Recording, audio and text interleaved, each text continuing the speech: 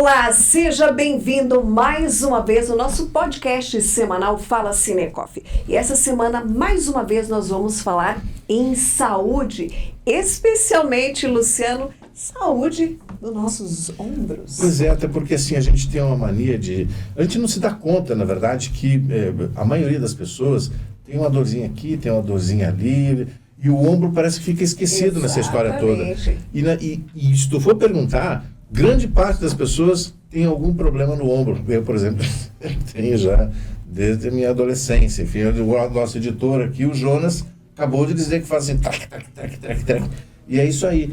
Para falar um pouquinho sobre isso, nós estamos recebendo um médico ortopedista, famoso no Brasil, justamente porque é especialista em ombros. Dr. Aliomar Ferre Amaral, que está aqui, e a gente agradece demais a sua presença aqui, doutor. Seja bem-vindo, doutor. Eu é que agradeço aí a oportunidade e fico muito feliz de estar com vocês aí, agora nesse período da tarde. Tamo junto aí, agradeço demais o convite. Doutor, antes de mais nada, assim, quando é que o senhor virou especialista em ombros? E por que ombros? O que lhe chamou a atenção? Olha, na verdade, essa é uma história até que engraçada. Eu tive um professor que ele era muito grosso, cara. É um cara assim, muito... Bagualão bravo, assim mesmo. Bravo, né? Um cara bravo. Dorigan. Dorigan ama esse cara de paixão. Infelizmente é falecido já há alguns anos. E também estou formado há 33, né? Foi logo ali, faz pouco tempo. E aí, o Dorigan, ele era... Naquela época a gente não tinha muita intimidade e ele acabou sendo uma situação... Eu era R2, era o segundo ano de residência meu, eu tinha acabado de passar para o R2. E a gente estava no pronto-socorro, ele falou assim para mim, você sobe lá e vai adiantando a cirurgia desse garoto, que era um menino de uns 12, 13 anos, mas ele tinha tido o que a gente chama de escorregamento epifisário. Que raio que é isso, né? É o descolamento da cartilagem de crescimento na criança. Essa cartilagem, ela separa dois ossos e a partir dela é que você vai tendo o crescimento. Ou para um lado ou para o outro ela vai desenvolvendo e o osso vai ganhando tamanho adulto. E essa criança era um menino e houve o escorregamento. Então ali no caso tenta-se a redução, né, sem cirurgia, não conseguindo, faz a cirurgia, abre e faz. Eu subi, fiz a primeira parte, entrei, afastei a pele, o músculo e tudo mais. Quando chegou na parte profunda, eu ainda não tinha especificação para poder fazer esse perfil de cirurgia. Aí eu pedi para que chamassem, né, o doutor Dorigan, para que subisse até o centro cirúrgico, e ele falou assim, fala para esse sem vergonha aí, tocando, que eu tenho mais o que fazer. Meu aí Deus sim, hein? Rapaz do céu, naquela hora ali eu comecei a rezar para tudo quanto era santo. E aí, por fim, eu chamei a enfermeira e falei, fala para o doutor Dorigan subir, que eu não tenho especificação para isso ainda. Ele subiu muito bravo. Subiu assim, soltando fogo pelas ventas. E falou para mim assim, você é GR3, não sabe fazer um ombrinho desse. Eu falei, doutor Dorigan, eu acabei de passar para R2, eu estava na parte teórica até agora. Ele falou, deu uma olhada assim e falou, muito bem, hein? Entrou bem, ó, que tá excelente, afastou o músculo, parabéns, está ótimo. E aí acabou fazendo a cirurgia e reduzindo a fratura e fazendo resolvendo o problema. De R3, o senhor passou por um excelente R2, é isso? Eu acredito que sim. Me confundiu bem ali. Tá certo. Mas deu tudo certo. Por isso também que eu optei por fazer ombro. Eu acabei me sentindo ali muito vulnerável, né? Mas valorizado também. Valorizado, sim. E a partir daí eu comecei a estudar mais sobre o assunto e desde então a gente não para de estudar.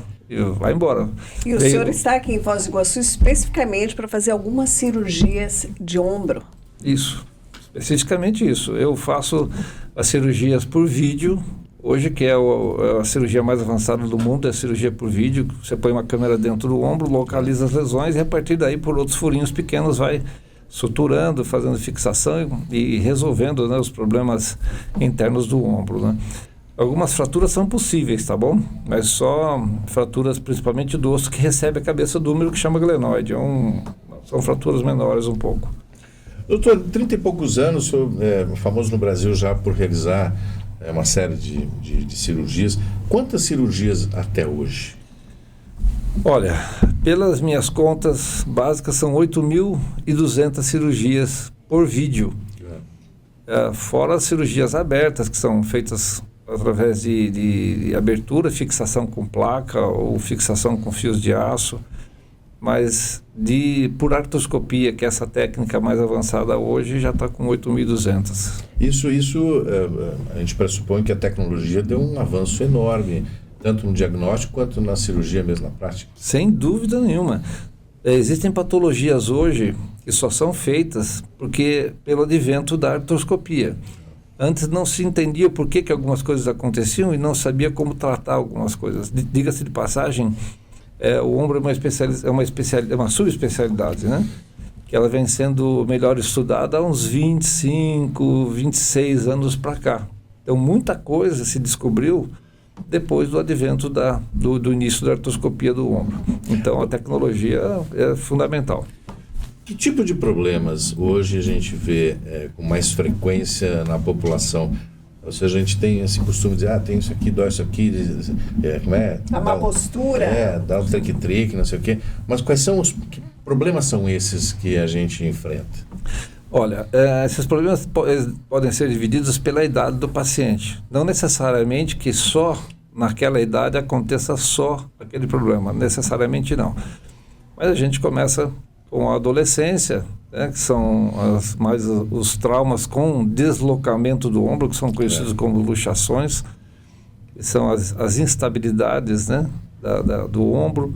Um pouco mais tarde, nós também temos as lesões também da cápsula, só que um pouquinho mais localizado, um pouquinho mais na parte superior do ombro, que são as lesões conhecidas como SLEP, a meia-idade. Meia-idade é assim, entre aspas, né? Em torno de 30 anos, quando já existe uma sobrecarga de exercício, já existe uma ação muito intensa em academia, em várias formas de se exercitar. E mais tarde, um pouquinho, as lesões do manguito rotador, que é uma estrutura que faz com que nós tenhamos movimentos dos ombros, né? O manguito rotador é composto por 4 tendões, e compõe o manguito, que, só rapidamente falando, é o supraespinal, o infraespinal, o redondo menor e o subescapular. Esses 4 tendões formam essa associação chamada manguito. Chama manguito porque vem de cima para baixo aqui e ele se agarra na cabeça do húmero, parece uma mãozinha. Para segurar. Esses quatro tendões. Então, meia idade para frente, são mais frequentes as lesões do manguito rotador. Hoje, doutor, a gente até conversava aqui antes com o senhor, falando que o nosso editor aqui reclamou, eu tenho isso no ombro, eu faço isso, né? A gente vê hoje as crianças muito assim, muito assim. E daí ele nos dizia assim, não, isso aqui eu usava o computador, eu já sentava torto, e começou na adolescência. É comum hoje, com essa questão do celular tão vivo nas crianças aqui, essa má postura, essa má formação, doutor? Olha, eu acho essa uma excelente pergunta. São 2 coisas que a gente tem que abordar. Uma realmente é o posicionamento das crianças e mesmo dos adultos, completamente curvos, né, para poder mexer. E outra coisa, o processo de desgaste que esses polegares vão sofrer com o passar do tempo. Então isso vai ser com certeza uma epidemia. Daqui a algum tempo, cirurgiões de mão vão nadar de braçada aí, com certeza. E o outro aspecto são os estralos que ocorrem. Sensação de que está estalando o ombro. Isso, na verdade, tem esse diagnóstico que está ficando cada vez mais frequente nos dias de hoje, são as instabilidades que o ombro apresenta. Já que o ombro é uma articulação rasa e ele tem uma amplitude de movimento bastante intensa, só um comparativo rápido, né? O ombro é uma articulação rasa em comparação com o quadril, que é composto pelo fêmur que entra na bacia, que tem uma parte óssea, um arcabouço ósseo que ampara a cabeça do fêmur. No ombro não tem isso. No ombro a articulação é rasa, então quem sustenta essa articulação são as partes moles. E quem tem esses estralos, e pode estar ligado, lógico, tem que fazer uma avaliação, pode estar ligado a instabilidades, tem uma frouxidão articular, ou seja, a cabeça do húmero passa a trabalhar sem estabilidade suficiente. Isso acaba sendo acaba ocasionando lesões do lábio da glenóide, acaba ocasionando lesões da estrutura que tenta segurar a cabeça do úmero e não consegue, porque a força exercida em cima disso acaba ultrapassando a capacitação dessa estrutura. Isso está ligado também à diminuição da atividade física, ou mesmo não ser difundido, né, uma atividade que especificamente deixa esse ombro mais estável. Então, esses pacientes que têm estralitos, né, que tem, o pessoal fala, estou crocante esse negócio todo, com certeza. Quer dizer, o estalo, então, é um sinal que alguma coisa está errada. Sim, sim. É que por trás do estalo tem a necessidade de ser feito um diagnóstico com precisão, que é a instabilidade, que pode ser multidirecional, né, ou numa direção só ou várias. Dependendo do seu exame clínico, você acaba achando esse tipo, né, de situação. Então, já que a cabeça do úmero trabalha frouxa, ela acaba batendo no ossinho que faz a contraposição. E qual que é o problema disso? Primeiro, diminuição da espessura da cartilagem articular, ou seja, nossa articulação tem mais ou menos 1 centímetro e pouquinho de uma superfície articular que desliza. Esse deslizamento, ele é 8 vezes mais lisinho do que o gelo sobre o gelo. Então, são duas estruturas que deslizam de forma sem absolutamente nenhum tipo de bloqueio. Só que quando você tem uma instabilidade, você gera uma necessidade desse ombro trabalhar em várias situações, consequentemente, com sobrecarga de um ponto ou de outro, isso leva a desgaste dessa articulação, levando à famosa artrose. Você passa a ter perda dessa superfície articular com exposição óssea. E isso aí traz dor, deficiência de movimento e muitas vezes tira o paciente do dia a dia, do esporte. Falando em esporte, alguns exercícios não são tão indicados em se fazer justamente por causa desse desgaste. Por exemplo, a gente fala do polichinelo. O polichinelo vai com o ombro lá em cima, o rapaz ainda não para, que nem, né, nem maluco, 50, 100, 150. Isso é um problema ou não? Necessariamente não. Se você está preparado para fazer o exercício, você pode desenvolver sem problemas. O que acontece é muito frequente, as pessoas não estão preparadas para suportar aquela carga ou para fazer determinado exercício com tantas repetições. Por exemplo, a musculação, né, que é uma coisa que pega muito, né, na questão do peso, da musculação. Às vezes a gente vê hoje... Mas tu precisa de uma carga muscular maior, é isso? Na verdade, o que acontece? Eu faço uma separação muito simples dos meus pacientes. Nós temos no ombro 2 tipos de músculos. Músculos estabilizadores, compostos pelos tendões estabilizadores, e músculos de força, que são esses músculos grosseiros que nós temos. Peitoral, glândula dorsal, deltoide, são músculos que nós usamos todos os dias. Os músculos estabilizadores são muito pouco estimulados. Então, quando você tem uma divergência, você tem uma diferença muito grande entre os músculos de força e os músculos estabilizadores, você gera uma força muscular para fazer o movimento sem ter uma estabilidade suficiente. Isso gera sobrecarga e atrito. Então, você obrigatoriamente tem que trabalhar esses 2 tipos de músculo para que o seu ombro trabalhe também de forma adequada e não gaste. Perdão. Doutor, vamos falar de uma coisa interessante que eu queria lhe perguntar. Aqui no sul, nessa época, a gente está num frio danado, né, em algumas temperaturas super baixas em algumas localidades, e até negativas, né, como no caso do Rio Grande do Sul, Santa Catarina principalmente. E o ombro fica congelado nessa época. Mas não é bem isso. Existe um problema que se chama ombro congelado que não tem relação com o frio? Tem. Ombro congelado, que é o nome mais comum, né, mais popular, e a capsulite adesiva, que é o nome oportuno da parte médica, né, orientação médica. O ombro congelado ou capsulite adesiva está intimamente relacionado a uma estrutura chamada cápsula articular. O que é cápsula articular? A cápsula articular é uma estrutura, parece uma língua de sapato. Antigamente o pessoal tinha sapato de amarrar mais frequente, hoje tem também, mas parece é grosso como se fosse uma língua de sapato. E é molinho. Essa estrutura ela envolve toda a articulação e faz uma separação entre os líquidos que geram lubrificação e a parte externa da articulação. Então o que acontece? Ela é bem frouxa, por isso que o ombro tem essa amplitude tão grande de movimento.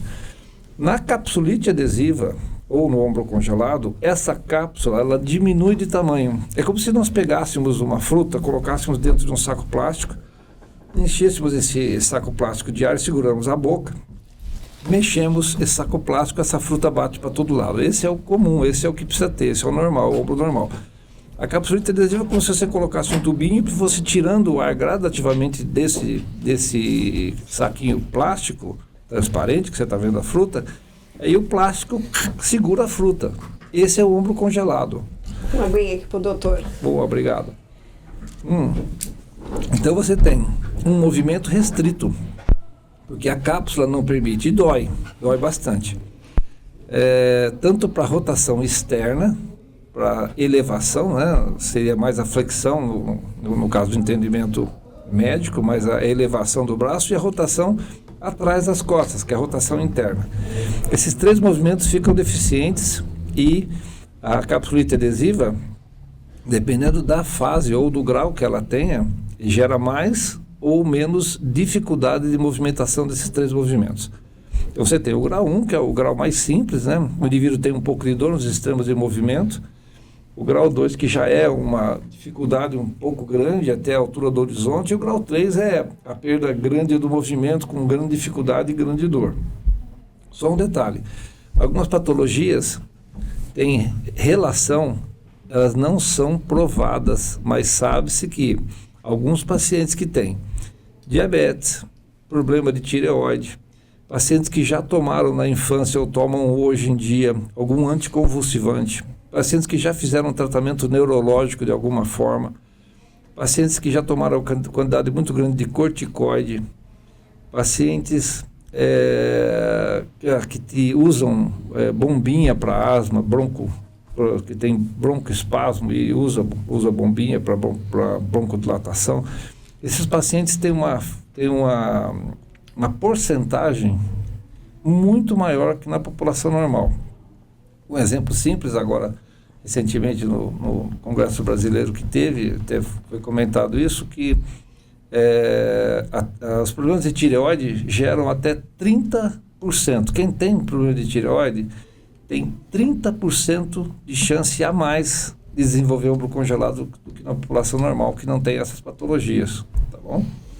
A sua participação aqui em Foz do Iguaçu, doutor, o senhor falou no início da entrevista aqui que o senhor veio fazer algumas cirurgias. É comum o senhor sempre vir aqui em Foz do Iguaçu também atender esses pacientes? Olha, felizmente, viu? Eu amo essa cidade. Essa Foz do Iguaçu caiu para mim assim com uma felicidade diária. Eu fico esperando a semana para vir para cá. E os pacientes também. Os pacientes também. Que alívio, o doutor está chegando. É bom, graças a Deus. Mas eu me sinto pleno aqui em Foz do Iguaçu. Eu tenho consultório lá na cidade de Bauru, lógico. Mas quando eu venho para cá eu me sinto muito feliz. Foz do Iguaçu é um cantinho assim que eu me sinto muito, muito, muito acolhido. A população de Foz do Iguaçu assim, me acolheu também com um grande... com um carinho muito grande, né? Eu só tenho a agradecer aí a população, as pessoas que passaram por mim, muitíssimo grato. Graças a Deus ninguém reclamou até hoje, mas tudo bem. Doutor, para a gente encerrar, uma dica rápida para os idosos e para os jovens com relação ao ombro, para evitar algum tipo de problema maior.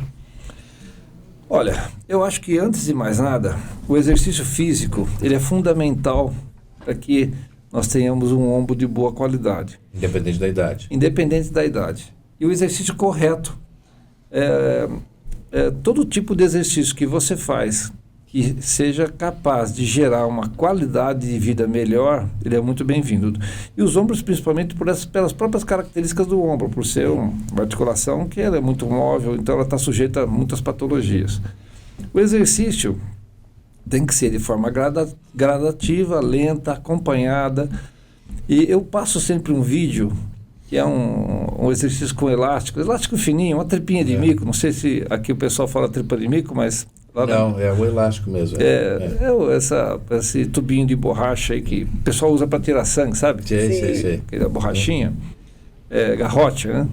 O pessoal usava também para fazer estilingue, Lá quando eu era moleque, fazia guerra de mamona, de vez em quando um acertava o olho do outro.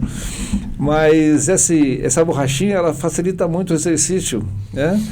Por quê? Porque o fortalecimento do manguito rotador, ao contrário do que muita gente pensa, o cotovelo tem que estar encostado na cintura. Então eu sempre peço para colocar uma toalhinha que garante que esse cotovelo fique segurando a toalha. Se ela cair, está errado. Opa, põe de novo. E aí o exercício tem que ser amplo. Outra coisa, muita gente, eu já estou cansado de ver isso. O pessoal começa a fazer exercício, eles só vão até a metade. Eu não sei porquê. Acho que deve ser por freguês voltar de novo, sabe? Eu acho que sim. Em vez de fazer um movimento amplo que sai daqui quase do umbigo até a rotação máxima externa e voltar segurando o elastiquinho, porque você vai fortalecer na ida e na volta. Você ganha um tempinho aí. Então, vale a pena. Esse tipo de exercício é que gera uma qualidade boa de estabilização. Lógico, vale a pena fazer uma avaliação prévia para ver se não tem nenhuma lesãozinha que já tenha acontecido. Perdão. Maravilha. Doutor, a gente queria agradecer demais esse bate-papo, a sua participação, a sua vinda mais uma vez. Seja muito bem-vindo sempre em Foz do Iguaçu. E agradecer mesmo pela presença aqui no nosso podcast. E por essa aula também, né? Que foi uma aula, né? Olha, eu fico muito feliz. Eu estou sempre à disposição. Quanto mais a gente puder difundir essa maravilha que é a cirurgia e os estudos sobre o ombro aí, eu vou estar à disposição. E eu queria agradecer demais mesmo vocês, esse casal fantástico que me recebeu aqui no podcast do Cinecoff. Que bacana, puxa vida. Olha, fico muito feliz, agradeço demais o carinho de vocês. Essa recepção aí me aquece o coração. Obrigado. E sucesso sempre nas cirurgias, né? Exatamente. Para quem quiser acompanhar um pouco mais do seu trabalho, redes sociais, tem site? Sim, temos aí o Instagram, né, que é a nossa Super Daniela, que faz a colinha, né? Daqui a pouquinho a gente coloca essa colinha ali no vídeo. Isso aí, boa.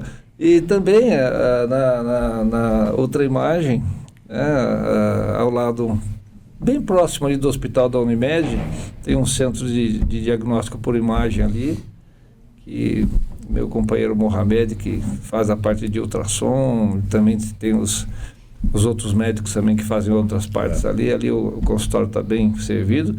E eu que agora faço parte, né, ali da equipe também, bem da outra imagem ali. Que bacana. Bem ao lado. Maravilha, doutor, mais uma vez, então, muito obrigado pela participação. Obrigada. Seja sempre muito bem-vindo em Foz. Eu é que agradeço, obrigado, carinho. E o Fala Cinecoff podcast dessa semana vai ficando por aqui, mas você também pode acompanhar mais novidades nas nossas redes sociais oficiais aqui, do Cinecoff. Até a próxima semana. Tchau. Valeu.